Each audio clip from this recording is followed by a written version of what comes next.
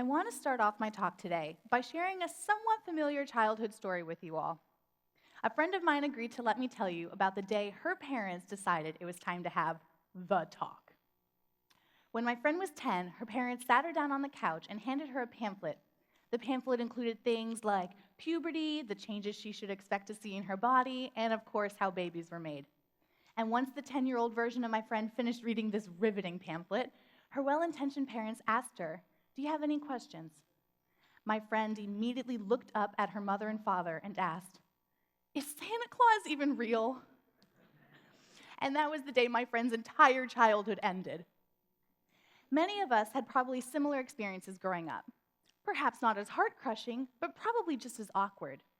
Whether you first learned about sex through your parents, or at school, or by some other means, it was most likely an uncomfortable experience, both for you and those teaching you about it. And, ladies and gentlemen, it is in this dynamic that I have finally come to the realization that I, Kirsten Young, am weird. I know the kids on the school bus have been right all along. I am weird. I am weird because I don't find this weird. I'm weird because I don't find the topics of sexual activity and puberty to be awkward.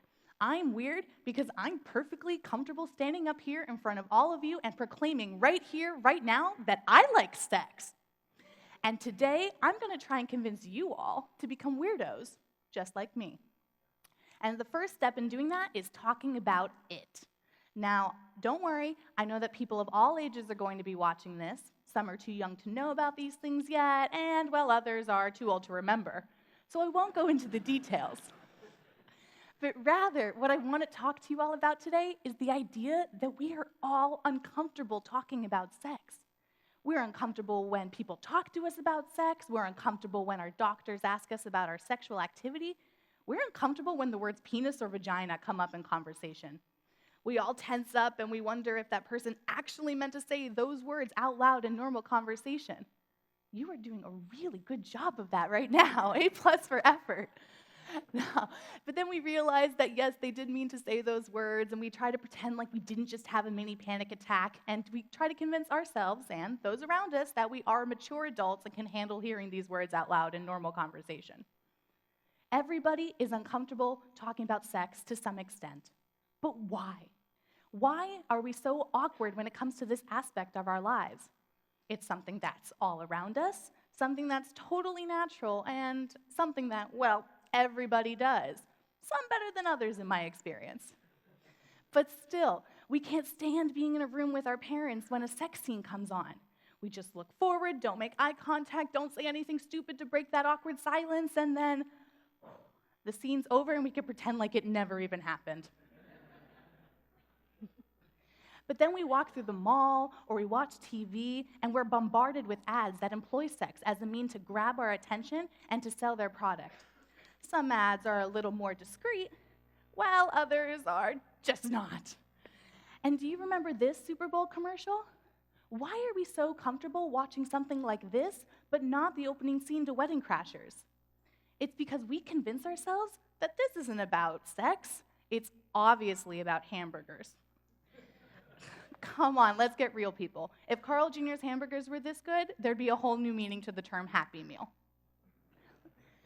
But then when a commercial for Trojan condoms comes on or a commercial for KY jelly comes on, we immediately feel awkward sitting next to dear old mom and dad. This social fear about talking about sex is a problem. Not only because people are uncomfortable talking about sex in normal conversation, but because people are uncomfortable talking about sex during sex, which is really confusing people.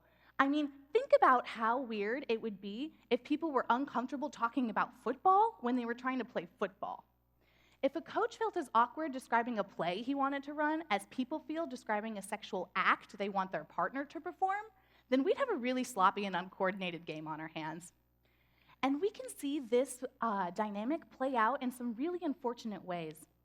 Paula England is a sociologist and professor at New York University who studies sexual activity among young adults. And she has surveyed thousands of college students across the country on their attitudes of and experiences with the hookup culture, dating, and relationships. And she has observed a trend which she terms the orgasm gap. Now, one aspect of the orgasm gap is the difference between perceived orgasms and real orgasms during a hookup between male and female students. On average, male students are perceiving their female counterparts to orgasm around 88 to 90% of the time, when in actuality, their female counterparts are orgasming only roughly 50% of the time at max. I know what you're all thinking. They should have taken them to Carl Jr.'s Burgers first. No, but seriously, there's some miscommunication obviously going on here. And even more interestingly, England's research showed us that the percentage of female orgasms in a hookup or some sort of sexual encounter, it dramatically increased when the encounter is with a relationship partner rather than a first-time hookup partner.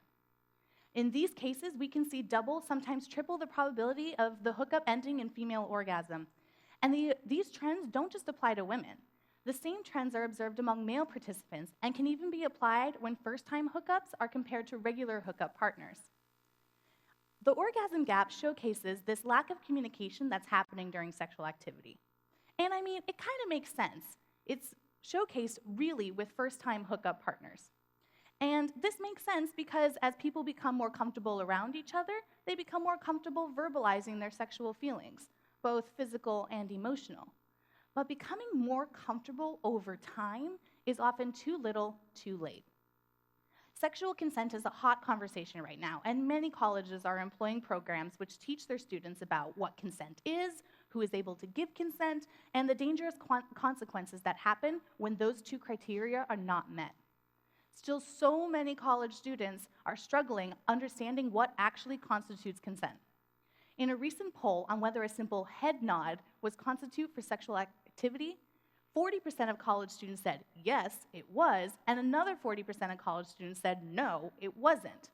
And it is in these discrepancies that students are finding themselves in a lot of trouble, all because a simple verbal question and confirmation are seemed to be awkward and unnatural for a person to ask. So why are we uncomfortable talking about sex? It's because from a young age, we're taught that sex is something that should be kept private, that our sexual desires should be kept hidden, and that ultimately, sex is something that's bad for us. Because we're taught that sex is something to be afraid of, sex is something that we're not ready for, sex is something that can ruin our lives, and even that sex is something that can devalue those who take part in it. If you're like me, you didn't have sexual education in high school, and you were probably okay with that. But there are thousands of students across the country who are being taught this really important information in a really negative way. For those of you who did have sex ed and were forced to sit through that as a teenager, you probably can only remember your teacher giving you reason after reason as to why you shouldn't have sex. I talked to a group of first-year students on campus, and I asked them to describe their sexual education courses in one word. The words I received? Awkward, uncomfortable, weird, gross, unsafe, pregnancy, abstinence, STDs, infection, demoralizing, and just don't. Don't do it. We are teaching young adults about sex in only negative ways. Sex ed across the country varies from school district to school district with very little guidelines on what should and shouldn't be curriculum. Out of the 50 states, only 24 states require that sex ed be taught in public schools. Only 22 of those states require that information on STDs be included, and only 13 states require that the information presented be medically accurate, which makes this infamous scene from the movie Mean Girls even more realistic than we ever would have expected. Students are hearing about sex in only bad ways. They're learning about STDs and pregnancy and emotional responsibility, and some schools are even teaching students that sex is directly linked to things like depression, suicide, drug abuse, and poverty, even though there's no scientific evidence suggesting any of that to be true. Now, don't get me wrong. Learning about the consequences of unsafe sexual activity and the responsibility it takes for young adults to make that decision to become sexually active is really important information that students should be exposed to. But shouldn't those same students have the right to make informed decisions based off of information from both sides of the spectrum? Right now, we're discouraging students from talking about sex. but we need to encourage students to have that conversation. Because right now, the conversations that should be happening aren't ever occurring. The conversations that should be happening during sexual activity. Conversations people should be having with themselves. Am I comfortable with this? Does this feel right? Is this what I want? Is this what the other person even wants? Am I even enjoying this? We need to provide a space for young adults to feel comfortable talking about sex and stop presenting this information in a primarily consequential and one-sided way. We need to encourage young adults to learn about the positive aspects they can get out of sexual activity. Things like trust, intimacy, connection, communication, discovery, diversity, inclusion, exploration, and not to mention pleasure and satisfaction. It's not enough to teach young adults that sex is something that they should wait off on until they're ready and older. We should be teaching young adults what a healthy sexual relationship looks and feels like, so that when they're ready to make the decision to become sexually active, they can do so knowing that it's the right decision for them. Right now, the conversations aren't ever happening. And this is really dangerous, because this means that our sexual experiences are no longer defined by us.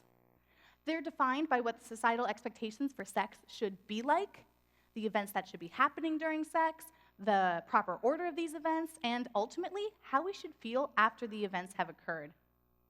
How we observe sex outside of our personal lives, whether it's from the media or pornography, is how so many people are defining what sex should be like for them, rather than feeling comfortable and capable of making those decisions on their own.